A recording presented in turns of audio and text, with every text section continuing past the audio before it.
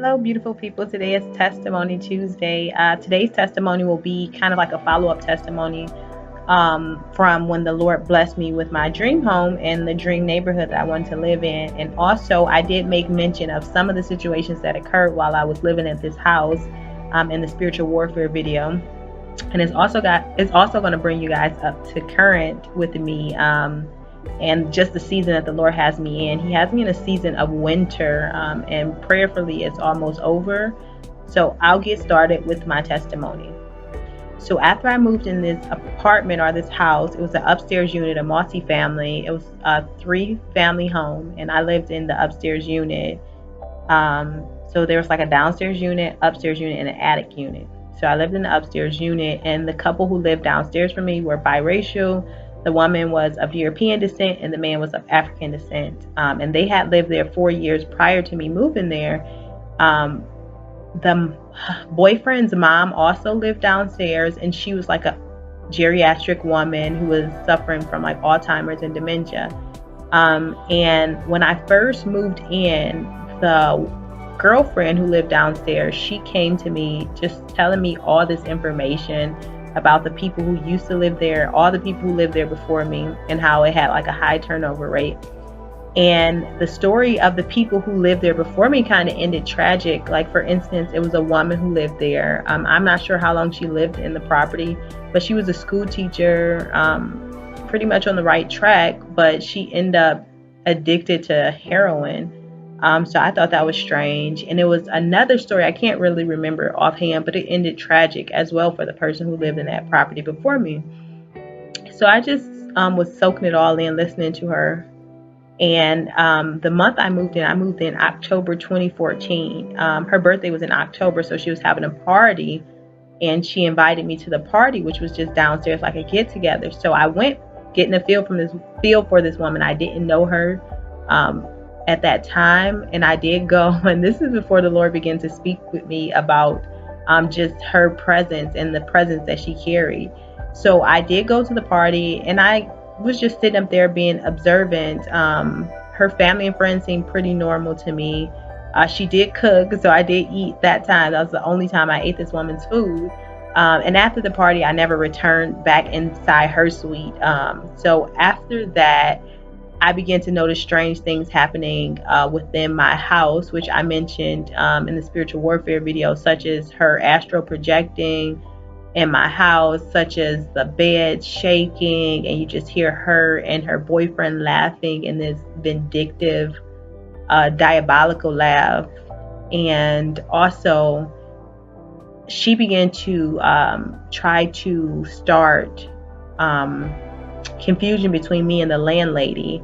So when I first moved there, like the first month or month and a half I was there, she reported to the landlady that they were seeing bugs in their house. And the landlady, she kind of was afraid, and I get it. I'm a new person, and now they're reporting bugs. But that was part of their plan to get me out of there or to run me off.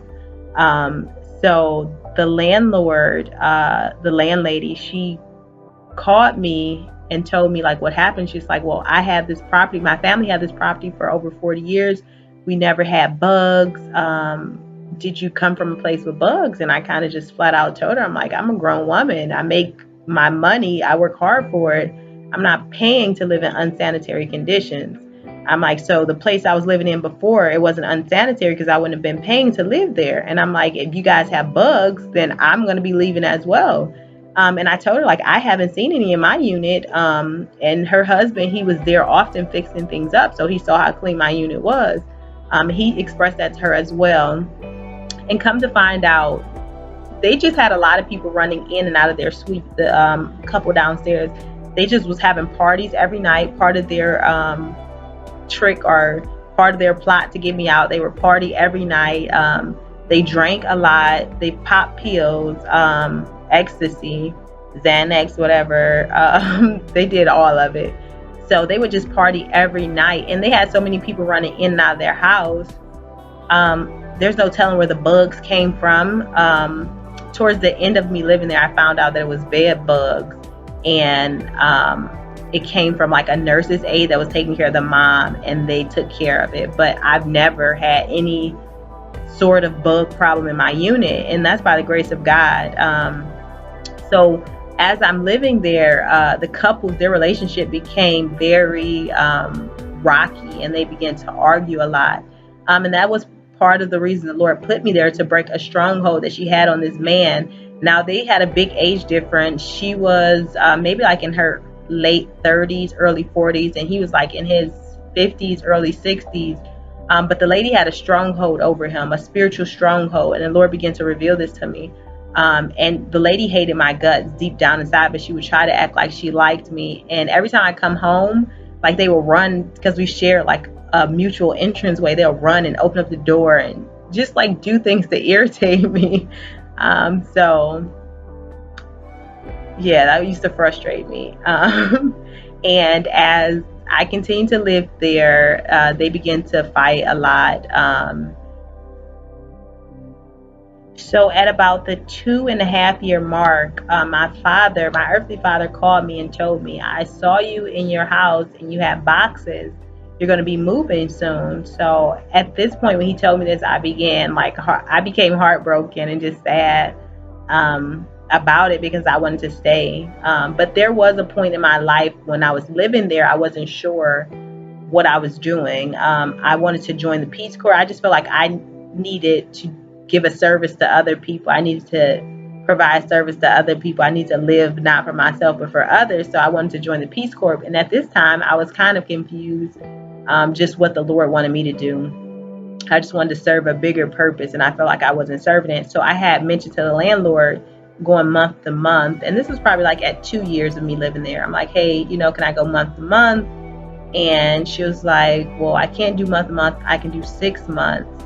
And then also at this time, she, after my father called me and told me he saw boxes, she was about to sell the house at this time. And she was being very slick about it. She didn't tell me. I think the people downstairs knew, but she did not tell me at all. And I was a very quiet tenant. I paid my rent on time. I didn't bother anybody. At this time, when I moved in the house, I was just growing in my spiritual relationship with God. I was constantly reading, constantly fasting. I didn't watch television. So this was my reality. It was just quiet and peace and just feeding on the bread of life and on the word of God, on the living water. So I didn't have much contact with, I had contact with my family, but it wasn't as I grew up so close with them. It was a time of solitude where the Lord had put me kind of away from people that I grew up with, people that I knew before I knew Christ. And this time I was just growing, and it was a perfect time, a perfect harvest. Once my father told me that he had saw me in my apartment with boxes, she asked me, when I would be home, because someone needed to survey the property. And I was just like, oh, okay, well, I'm kind of curious. What are they surveying the property? Why do they need to come in my unit? And she was like, well, I'm getting estimates on the property. But it was really an investor who wanted to buy the property in the lot next door. So I just began to pray and go to the Lord and petition. I need more time, Jesus. So he did grant me more time. The sale did not go through. She did end up renewing my lease for a 6-month lease. And at this point, things started going downhill. So that was like at the 2.5-year mark. But after the sale didn't go through, after my earthly father told me he saw me in my apartment with boxes, the Lord gave me 2 dreams. He gave me a dream telling me that the people downstairs were going to do everything in their power to get me out of this house, but they're going to leave first. And then he also gave me a dream of the landlady, and she was just like banging on my door, telling me she wanted me out. She had no good reason to want me out. She just wanted me out. And she was putting signs in front of the house. And she was just like, I want you out. I want you out. And my response to her was like, for what? Being a good tenant, for paying my rent on time? Why do you want me out? So I was kind of truly confused and trying to figure out, why did she want me out? But in the dream, she had no good reason, and she didn't explain herself. She's just like, I want you out. So fast forward a year later, my brother came. He was going through a time where he was soul searching and coming into adulthood. He wanted to travel. He wanted to spend time with his family. So he came here from Arizona, and he stayed with me over the summer. So I did notify my landlord that my little brother would be staying with me for the summer. So I think I narrowed it down to September because I wasn't really sure of what his plans were. And so October 2017 comes, and my brother's still there. I didn't notify her that he was still there because he was still figuring things out. And at the time, now the lady has something to use against me, the lady downstairs, because she had it out for me from the beginning. So now she has something to use against me, and she began to lie to the landlady and say my brother, well, I'm going to stop right there. So October 2017, rent was due. This was probably like October 5th, 2017. I always would leave my rent in the hallway in a certain spot, and she would come and get it. And I would pay via money order. But at the time, I was going through counseling to buy a home. So I would keep photocopies of my money orders. So I left the money order in the hall. I'm coming home from work. I think I was on my way to a farmer's market. And the landlady called me, and she just began to be so irate with me, disrespecting me, calling me deceptive. She was just attacking me spiritually. But the Lord showed me what happened. So this is what the Lord showed me that happened. The landlady came over to collect the rent. Then she went downstairs and lollygagged with the lady downstairs, and she began to eat this lady's food. And the food was cursed, or whatever the lady did to the food that caused this lady to fall into her trap, her entrapment. The spirit of folly just fell upon this woman. And the lady who lived downstairs, her feelings began to project outwards from the landlady, because she couldn't touch me in spirit. She couldn't touch me in flesh because of the Lord I serve. And the lady downstairs, she did have a lot of bad practices. I'm not sure exactly what origin of witchcraft she was into, but she was into witchcraft. You could just see it. You can just tell. You can see the man under the stronghold. Like, you can literally see he looked like a child, and he was trapped in his body. After this, the landlady called me, and she was very irate, called me deceptive. You're a liar. You pretend to be quiet. You pretend to be this, but you're a liar and you're deceptive. And she was just attacking me. But the lady downstairs began to feed her all this nonsense. She told her my brother was stealing her packages, and she just began to put hate in this woman, began to plant the seed of hate for me in this woman. So the woman just spazzed out on me, and she began to say, oh, I want your brother out, and just things like that. So I'm like, okay. And I talked to my brother. I'm like, we're going to settle this. I'm thinking it was only going to be 3 months, because at this time I was allegedly pre-approved for a home. So I'm thinking okay, I'll have my home in no time. So you just sit still, go to this family member's house, and we'll work it out. But the Lord had other plans. So after this altercation, I stayed in the house until January. And at this time, the lady just began to harass me every month during rent. When rent was due, she would just begin to harass me. And she also tried to give me another lease for 6 months. But in the process, I had took care of the legal matters, such as sending her a certified letter telling her, hey, I'm looking for a home. I want to go month to month on a contingent basis. I'll give you ample amount of time before I leave. Just please advise. But the lady, she tried to bully me into signing this lease. And she raised the rent. She increased the rent by almost $100. And I'm just like, no, because that's tapping into my funds to buy a house. So the lady just had it out for me. And it's crazy because I had prayed about it. Once I found out I was in the process of being pre-approved, I said, Lord, I want to buy this house. And I said, I want to buy this house, and these people cannot stay in this house. The people were living downstairs. But right when I got pre-approved and I decided I was going to make a offer to the landlady, she flipped on me, and she became a hater of me. She hated everything about me. So at that point, I'm just I would never, ever spend money with you. I would never, ever purchase this property. I have the power because I am the buyer. So I just that was the Lord telling me not to buy it. And I was told that the other buyer didn't buy it because the house was in bad condition.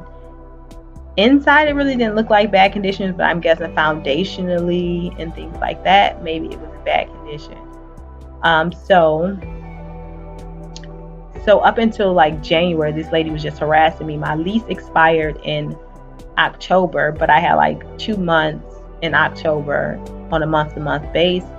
And then after that, I guess we were going to figure it out. But she never responded to my message of telling her, my letter of telling her that I wanted to go month to month. She never gave me a yes or a no. But at this time, like, it became so hard for me to even go home because it was just so stressful. It was like, it was uncomfortable being home. And my house was like my sanctuary. That's where I would go. And that's where my peace was, because it was me and the Lord alone. If I had a bad day at work, if I had a long day, or if I got into some type of misunderstanding with my family, I can always go home and just be in the Lord's presence by myself with no one to disturb me.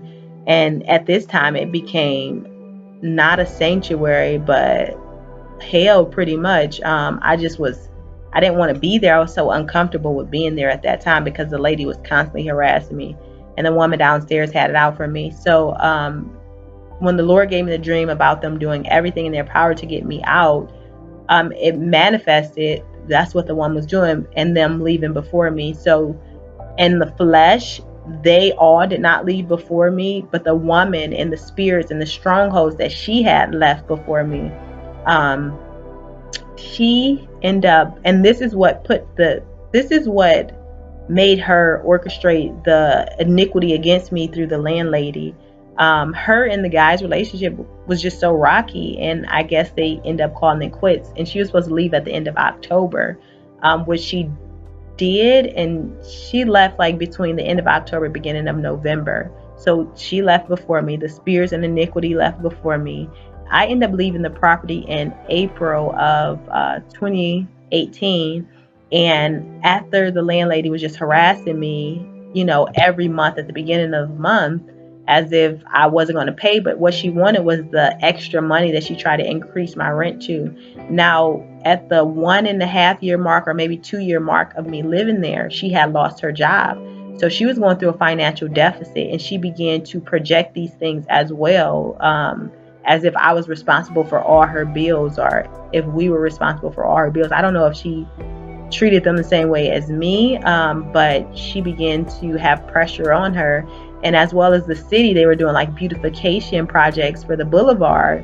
So I guess they increased all the owners' taxes or water bills, something. They increased something, and they began to make them pay for the beautification.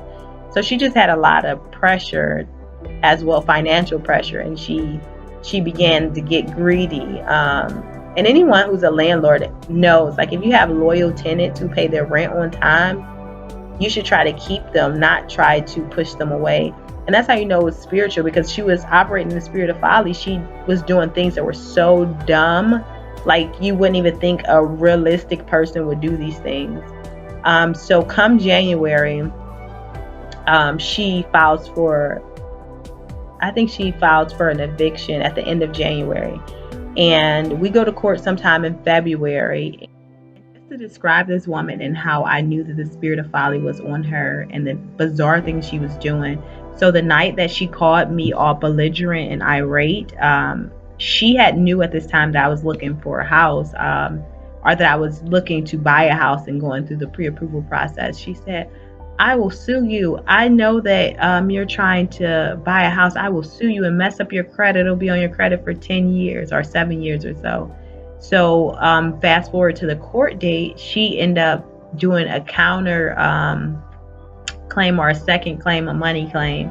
And she claimed $10,000 worth of damages. Now, if you ever saw the property that I was living in, the upkeep that I kept it in, like, it was never $10,000 worth of damage, if any. In my opinion, it looked at the same way it did when I moved in there.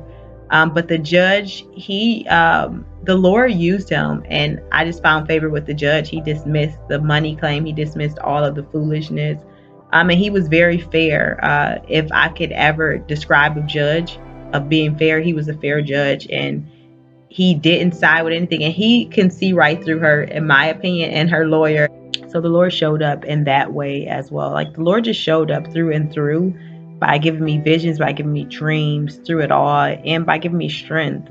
Because without him, I would have broke. Like, I had so much pressure at one time. I would have just truly broke. And before I went to court, the Lord gave me a dream, and he gave me the dream telling me, he just said in the dream 30 to 45 days. So I didn't know exactly what he meant. I just knew the number 30 to 45 days. And in court, the judge pretty much told me, like, because I came to court with all the possible documents to protect me, which was like 2.5 years worth of rent receipts, showing that I paid on time, bank statements showing that this rent came out of my bank account. So she had no grounds to evict me. Her grounds was I was non-compliant. And then, I had mailed my last rent to her, my January rent to her, because she was so confrontational. I just didn't want to talk to her. I didn't want to see her. I didn't want to have any communication with her. So I mailed the rent, but I didn't mail it certified. So she stated she did not receive my rent. So what she did was, this is what the Lord showed me that she did. She received it, but she held on to the check without cashing it to say that she never received it, and she was going to try to cash it afterwards. But because I was in the process of buying a home, I photocopied that check. So I showed it to the judge, the magistrate, and he was like, okay. He was like, well, put a stop payment on it and pay her rent. And then I did. And also he was like, well, at this point, he pretty much said, like, she can do whatever she wants if you go to month with her, like, as far as hiking the rent and things like that. So he just was saying it wasn't wise for me to stay there. And I didn't want to stay there anyway because I was so uncomfortable at this time. So I just told him 45 days, as the dream said, 45 days. So that took me into like April, I believe the beginning of April. And from there I moved. And in the process of me going through all this, I was being counseled by this advocacy program, and they get you pre-approved, and they just do credit counseling and help you in the midst of home buying. And I had this woman who was my credit counselor, and she was so I'm going to start from the beginning with the credit counseling advocacy agency.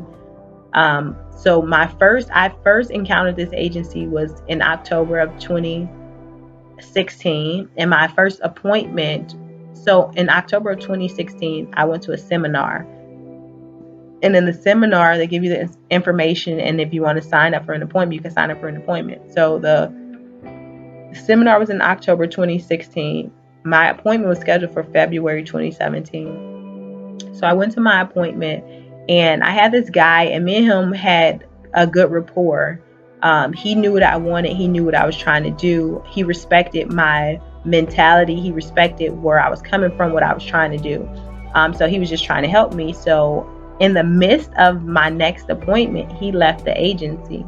So then I got another guy, and this guy was very condescending, like a womanizer. I think he didn't like me because I knew what I wanted, and I knew what I was going after, and I knew that I was going to get it. And not to be confident or cocky or bold, but I just knew what the Lord put in me, and I just know where the Lord placed me in the position he placed me in. So I'm just like, this is, and I had everything. When I met with the second guy, I had everything together that I needed, because the first guy that I met with, he told me what to work on until our next appointment. So I had the money in my account. I had been on my job for 5 years. I had my rent receipt. So I had everything just proven that I was ready. But the guy, he was just very condescending. He was blocking me. He was placed there to try to block me. So he just really upset me. I left his office. Next day I called his manager. And this lady, I had encountered her at the seminar. She was hosting the seminar. And one way to describe her is shrewd, I would say. And she was kind of condescending when I first met her at the seminar. But then I ended up getting her as my counselor. And I don't know if she was really siding with the guy who I kind of told her about. I'm like, I don't want to work with him. He's very condescending. She turned out to be the manager of the organization for that region. So I was just telling her my concerns, and she was like, okay, I'll take on your case. So I'm working with her, and she seemed to be, there was something about her I really couldn't figure it out. I couldn't discern it. And again, I'm still growing in spirit, so I'm trying to discern who she is. And the Lord revealed to me later she was a wolf in sheep clothing. And I felt it in my heart, I felt it in my soul, I felt it in my spirit. But she would try to cover things up. Like, she'll try to use church, she'll try to use God, she'll try to use I'm not even sure if she spoke the name of Jesus, but she would try to use religion, so to speak, and try to be here with me because I'm a young black woman. Um, but to me, she showed signs of like an envious spirit, a jealous spirit, a vicious spirit. The way she would look at me, and just her knowing my position, like she's seeing everything about me. She would compliment the way I dress, but she'll do it like in a snarly way. Like, again, she shows spirits of like envy, jealousy, viciousness. But and then she'll make these faces, and I'm trying to like just compute all this in my mind. But I was kind of like, I was still growing in my spirit. So she turned out to be a wolf in sheep's clothing. And she had been stringing me along, telling me that she was submitting my paperwork, and then she would always misplace my paperwork, like, oh, we need this in order to send it to underwriting, we need this, we need that. So this lady cost me like a year. She was just stringing me along, and one time she told me like, okay, I submitted everything to underwriting, and this is my first time in this process, so I don't know how long it takes for paperwork to come back from underwriting. I don't know. I'm consulting with a friend who's in the business of housing, so I'm consulting with him, and he was like, yeah, that don't sound right. So I'm like, okay. So I'm still trying to be patient and have faith in this woman and believe that she really is who she says she is, but she wasn't. So at this time, I'm in the midst of being evicted. I'm in the midst of going to court. I'm in the midst of being so burnt out, in the midst of going to school, going to work every day, having all this pressure and all this stress. And this woman here is telling me, oh yeah, your paperwork is being processed. And it's not. So I called the member service office, and I spoke with someone. I'm like, can you guys tell me what's going on? Because my counselor is telling me that my paperwork was submitted to underwriting and they still haven't responded. And a lady in member service said, I don't see that your paperwork was submitted. I began to bawl because I had so much pressure and stress on me. I have school, I have work, I have eviction, I have this landlady harassing me, I have like to try to find somewhere to live. So I was just so much pressure and stress, and I just broke down. I began to cry, and the lady felt my pain. So she's like, you know what, I'm gonna send a message to her. I'm like, no, please don't send a message to her. I want to speak to her supervisor. So she got me to the supervisor, and the supervisor began to advocate for me, and he began to get on her case. So this really upsetted her, and this really upset her because he was like advocating for me and she was against me, and he began to get the process moved along. So I found a property and I went under contract, and something happened where I forgot something that she did for the last time, and I'm like, you know what, I can't deal with her. I need a new counselor. And he gave me to another guy. It was a younger guy, and the younger guy, he seemed to take an interest in me, but I felt like she had some type of stronghold over those men in the office. I don't know if it's because she was the manager. I don't know if she was sleeping with these men, but she had some type of stronghold over them. So he was a sent person in my eyes. And at that time, I became stronger and discerning. So I just automatically put him in the box. You're a sent person. So I kind of just kept him at bay, like, this is what I need, and kept him like, this is business. Like, I'm not here to frolic. I'm not here to do any of that, fraternize. I'm here to get this done.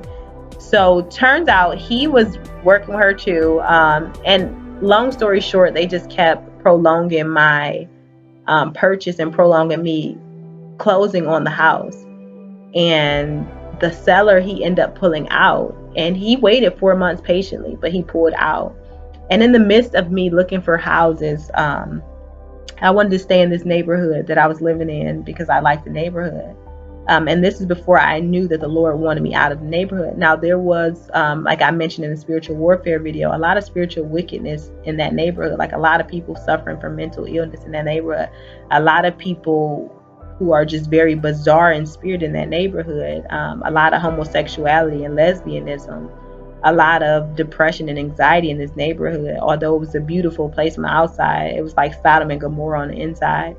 So I'm going to give you guys 2 encounters that I had in this neighborhood that the Lord kind of just confirmed the spiritual wickedness going on. So one, me and my brother and my mom, we were getting ready to meet my uncle for his birthday dinner. So we had to get on the freeway, and the street that I lived on, it was a boulevard, but it turned into like a shoreway, and then it turned to a freeway. So it was like a highway that went along the shore, and then it split into like 2 different freeways. So there was a woman, and she was walking past my street, which it was like I lived on like the 115th block, and she walked past I saw her. I went on the top porch and I saw her, and I noticed her, and she was so focused.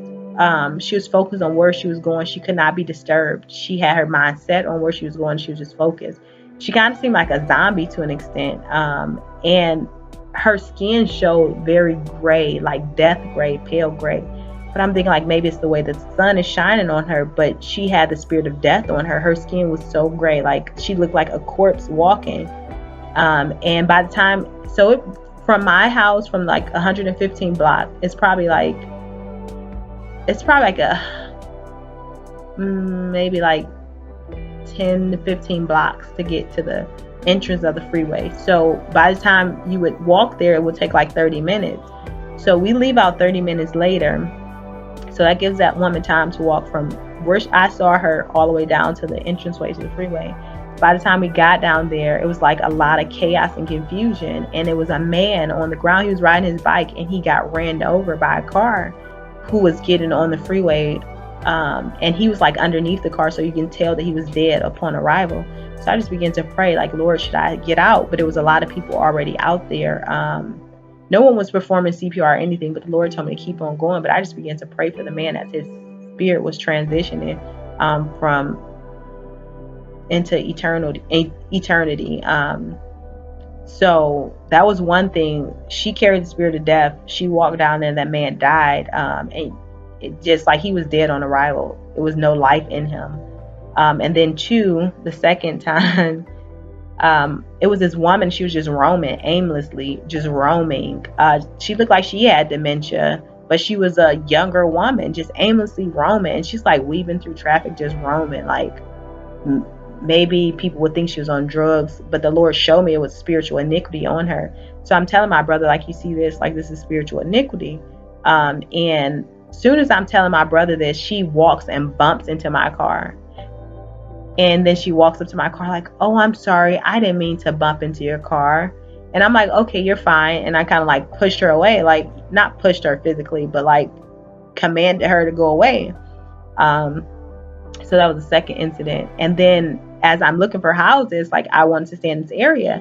So when I first started looking, it was like it was winter of 2016, like say December 2016. I wasn't pre-approved yet, but I was looking. And at this time, houses were decent prices over there. You can get like a multi-unit for $115,000. So by the time I got pre-approved and I'm looking, the price tripled.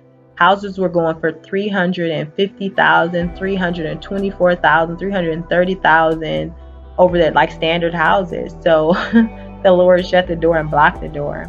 And then the houses that I were making bids on, I was getting outbidded because people were willing to pay whatever just to get this neighborhood or area. So again, the Lord shut the door on that. So that was stressful to me too, because I wasn't sure. I'm like, Lord, you promised me a property. Why are you shutting the door? Like, why can I not get in? You know, but he was shutting the door. I wasn't supposed to be in that area. I wasn't supposed to be in that atmosphere any longer. My season had come. And the Bible tells us we are to be like Christ. And Christ said that the students aren't greater than the teacher. And he's the teacher. He went through so much. He went through backstabbing. He went through people smiling in his face. He went through people trying to plot against him. So again, we're going to go through these things, but we have to remain faithful to God because of our love for him. and just trust him and keep our eyes fixed on him and not on what things look like or what it looks like around us.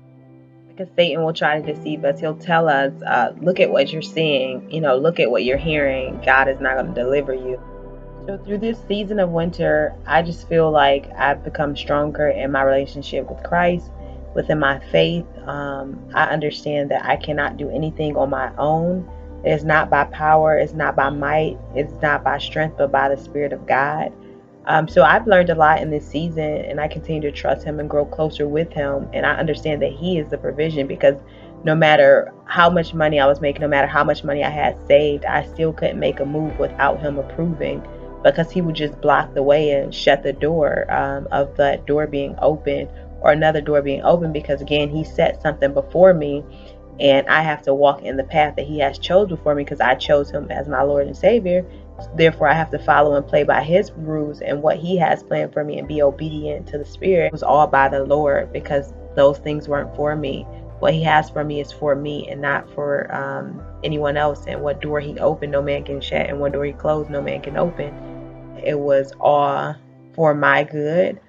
I just trust the Lord, and I just know that he will bring me through, and I just know that he has something great for me, and I will continue to be obedient. I will continue to grow stronger in my faith and my relationship with him without wavering. The Lord just began to speak to me, and he reminded me of David. Although David was anointed as king at a young age, he didn't take the kingdom right away. He went through many trials and tribulations, much persecution from Saul. He was running for his life. He had to leave his city. He had to leave everything and just run for his life, but he never gave up on what God had promised him. He trusted God, and he just praised God through it all and glorified God through it all. And you can read that in Psalms. So again, if God promised you something, you have to remain faithful. If everything was perfect, this would be heaven on earth. It ultimately comes down to faith and what you're willing. Who report are you willing to take, God or Satan?